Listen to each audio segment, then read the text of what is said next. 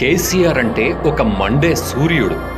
మబ్బుల చాటున ఉన్నాడని తక్కువ అంచనా వేస్తే తన కిరణాలతో మిమ్మల్ని కాల్చి బూడిద చేస్తాడు. కేసీఆర్ సరిగ్గా కాన్సంట్రేట్ చేస్తే ప్రభుత్వాలు తలకిందులవుతాయి, పార్టీలకు పుట్టగతులు లేకుండా పోతాయి.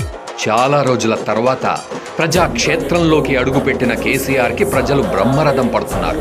6 గ్యారంటీల పేరుతో అబద్ధాలు చెప్పి అధికారంలోకి వచ్చిన కాంగ్రెస్ పనితీరును పసిగట్టిన ప్రజలు తిరిగి కేసీఆర్ను కోరుకుంటున్నారనేది వాస్తవం. అది తెలంగాణలో అడుగడుగునా కనపడుతోంది. కేసీఆర్ ఎక్కడ అడుగు పెడితే అక్కడ ఇసుకేస్తే రాలనంత జనం వస్తున్నారు. ఇదంతా చూసి కాంగ్రెస్, బీజేపీలోని సీనియర్ నాయకులకు, ఎమ్మెల్యేలకు ముచ్చెమటలు పడుతున్నాయి. ఇది ఇలాగే కొనసాగితే రాబోయే ఎంపీ ఎలక్షన్స్లో డిపాజిట్లు కోల్పోతామని భయం అడుగడుగునా కనపడుతోంది. దీంతో చేసేదేమీ లేక దొంగదారిన ఎలక్షన్ కమిషన్ను అడ్డుపెట్టుకుని కేసీఆర్ని